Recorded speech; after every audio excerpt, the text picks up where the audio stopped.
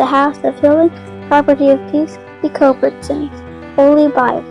This is where we live, Moon Gap Acres. And today, we're going to start off with peace.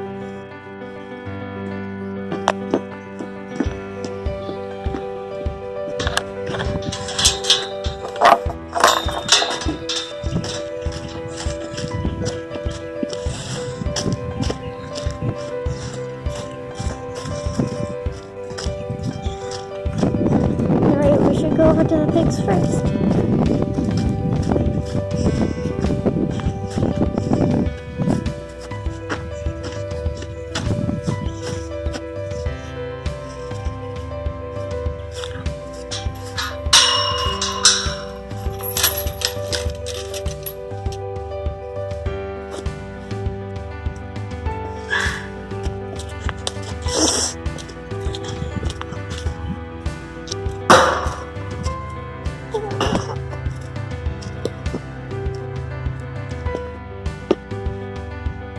Hi, piggies. What's going on? Don't want to get this morning? Wiggly and wiggly. Up. Wiggly's up. Come on, Wiggly. Come in.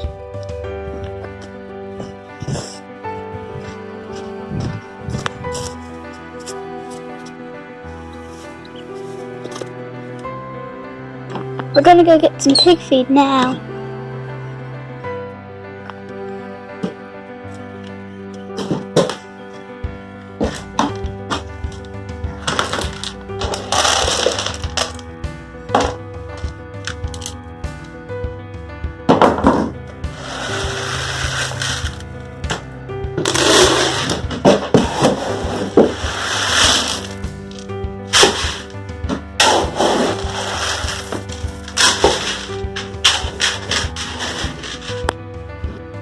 So we're going back over to the pigs now.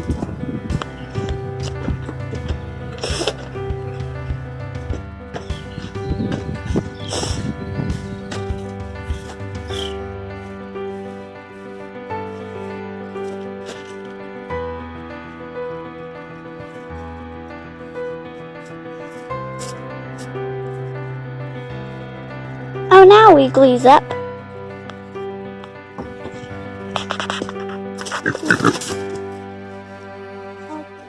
Touching the fence. Oh, come on. Not level up. This one's gonna touch.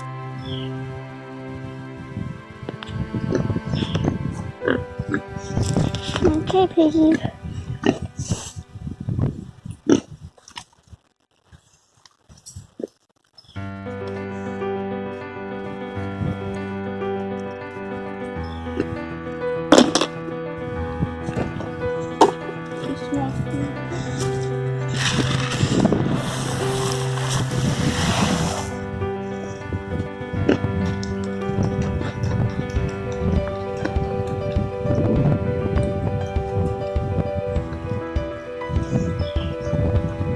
That one sure is hungry.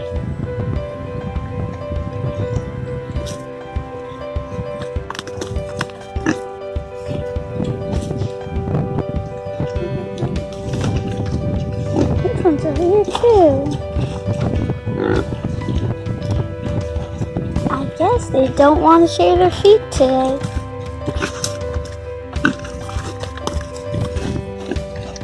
Okay, Logan, let's go turn back on. Oh yeah, let's go to the chicken. Logan, let's go to the chickens. So right now, we're gonna go do the chickens. So I'm gonna start walking over here.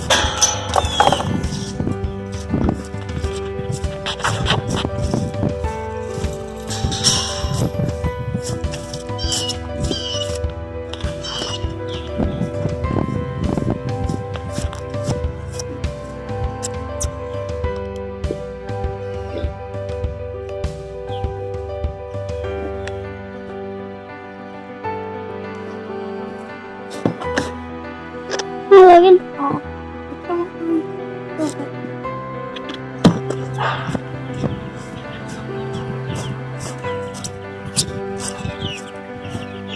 Hi, chickies.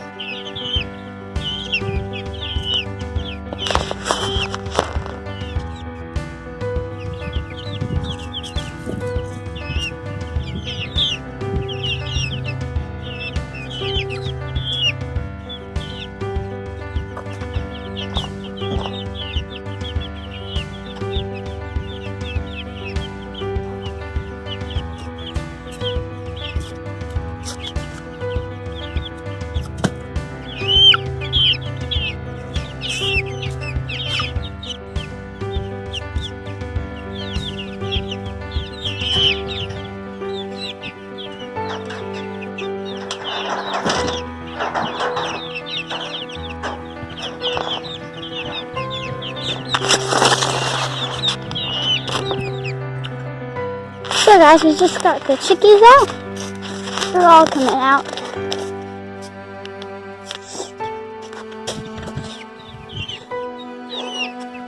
We're gonna let them do a few things before we let out the big chickens. How are you guys going? Whoa! You're all over here. Whoa! Okay, chickies. Logan. Okay, so right now Logan's gonna open up the tiny door while I close this door.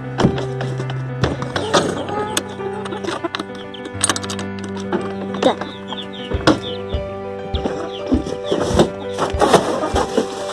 Okay, chickens. We're gonna give you your food now. Follow Logan.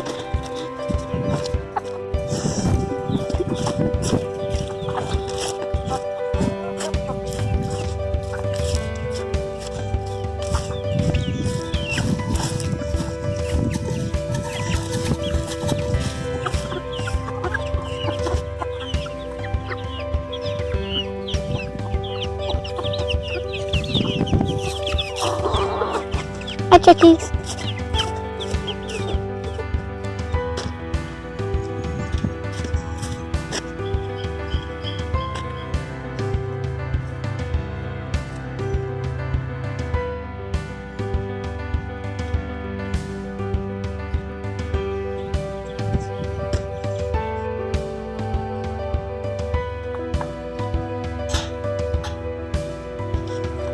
Come on, Logan, let's go.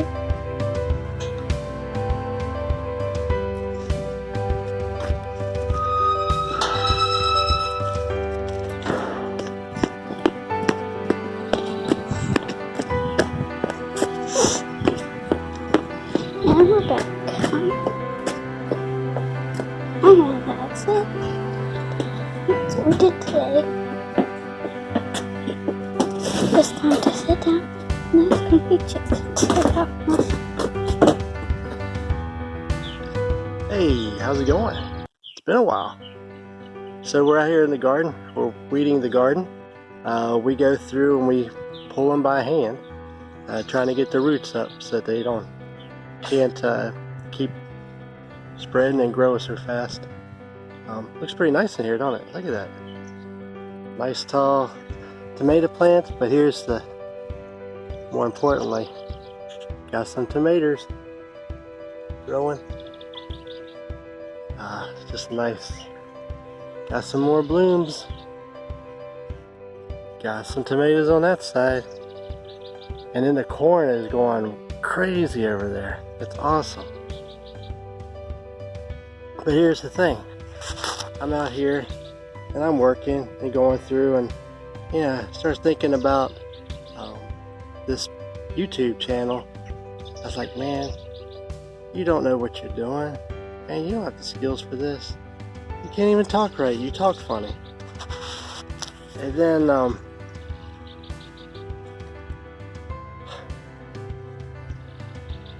if I looked at it in my own abilities to do and to achieve, I couldn't do it. I couldn't do it. You know, when I was in elementary school, I I was just a little country boy, shy and everything. They told me I had a speech problem. They said that I couldn't say my R's right. And I had to go to speech class once a week. I believe it was on Wednesdays. Now, I was just a little kid. And it had a great negative impact on me. And it had me keep saying R's, and it was concentrating on what I couldn't do and what I couldn't say and what didn't sound right to them. It messed me up for years and years and years, and I didn't want to get up in front of people.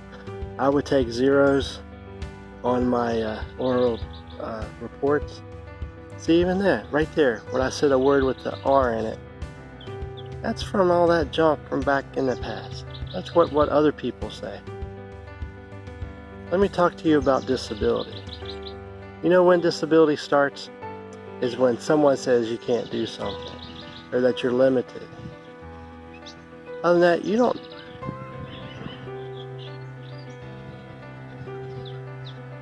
Quit defining disability. Quit saying that, well, they can't do that, so they're disabled, or they can't do this because they're disabled. That's... God never once told me that I couldn't do anything because I was disabled or I talked funny. Do you remember Moses? Do you remember how great Moses was as a leader? Do you know that he told God that he couldn't talk right? I don't talk right. I can't do this because I can't talk in front of people. He grew up as Pharaoh's son. Don't tell me he couldn't talk to people. Somebody somewhere put that thought in his head. And it could have been the devil. You know, Moses went on to do great things. Even though someone said he couldn't talk right. Or because he believed that he couldn't talk right. That didn't stop him from being a great leader, from being close to God, from having a good relationship with God. A great relationship, actually. You know, then he went on and he inspired a young man named Joshua. And when Moses was in the presence of the Lord, Joshua was right there. He was learning. When Moses left the presence of the Lord, Joshua stayed.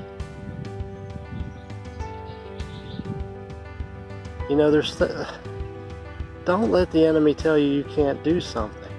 Don't let them say you're disabled or that you're not qualified or that you don't have the money for it. That's another lie. You know, you live in poverty. You can't do it because you're in poverty. You grew up in poverty. Poverty. You know, I had someone in school, they never said, I didn't get too much grief about what I wore because I stayed in the back. I stayed, you know, where people couldn't see me. I stayed kind of, I don't know if they call it a wallflower. They call it a wallflower. Whatever that is.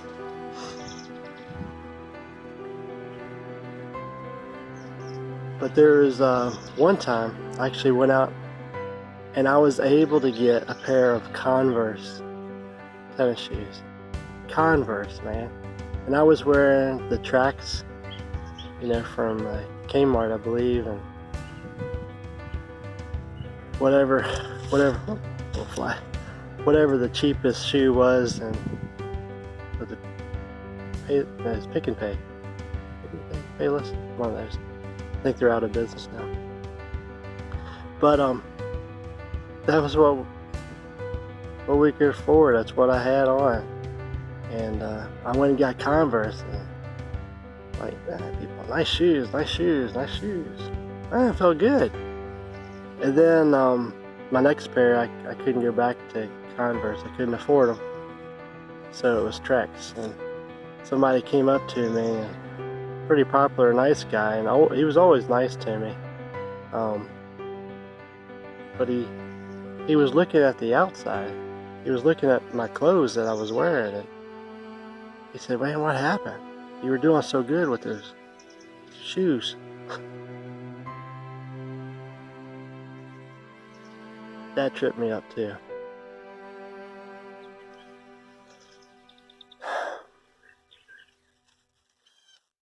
what I needed was to see myself through God's eyes, not through other people. You know, I grew up in the 80s and 90s where all this materialistic stuff was going on, and now those kids are up and have kids and grandkids of their own, and they're teaching the same message, that, you know, a person's worth is by what they have, not in who they are. It's what they have. If they look good, if they, you know, if they're cool to be around, if they have some kind of great talent, you know, whether it be sports or music or what have you. And those things are awesome, and I love sports, and I love basketball. I love music. I love drums. You know, guitar, yes. I mean, there's some of my favorites, but I don't look at a person and say, oh, you play the tuba? That's too bad. No, the tuba has its place, right? Don't look down on other people because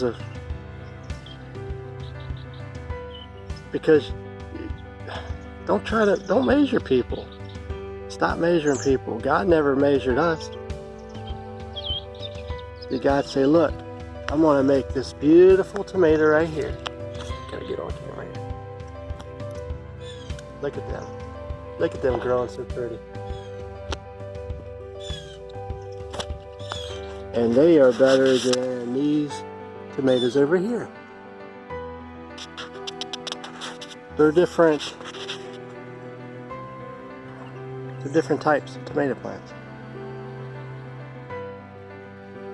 God didn't make one better than the other. Hey, I'm back. I'm out here. I'm still weeding in the garden because there's a lot of weeds that need to be pulled up. You know, in the past I used a hoe or a tiller in between the rows and stuff, but we're doing something different this year. We have the wood chips that are down, and we have in between the rows, and just try to keep it a little bit more natural, a little bit more. I kind of hate to use the word organic because people have misused that word so many times. It's kind of lost its main purpose, its meaning. But I wanted you to see something, but like this right here. Now, while dandelions may look good somewhere else, they don't look good in my garden. So I pull them. If I were just to pull the leaves off of it, well, look at that long root. That thing would come back in just a short matter of time. But if I pull it up and get the whole root with it, they ain't coming back. That's like things in your life. There's weeds in your life that are keeping you from growing into what you're not able to have a greater life, because you got all these weeds growing around you, and they're sucking the life out of you. They're sucking the energy, they're sucking the nutrition away from you, they're sucking the blessings away from you. You got to get rid of those weeds. You cannot have weeds in your life. Now, if you're going to grow up to be the best and produce the most that you can, you really got to get those weeds out. And you don't get those weeds out by just pulling the leaves so that they're not noticeable, because those roots are still in the ground. Those roots are still in you. You got to pull them up by the root. Pull them up by the root. Toss them. Get rid of that stuff that's holding you back. It's not worth it. It's sucking the life out of you. It's robbing you. And you know what they are, and if you don't, God will show you. If you ask Him, He'll show you, because He wants you to have the very best. He doesn't want you to be weak or manipulated or even be robbed from, stolen from. So I encourage you to get the weeds out of your life, to get the weeds out of your garden. Pull them up by the root and toss them and get rid of them. Amen.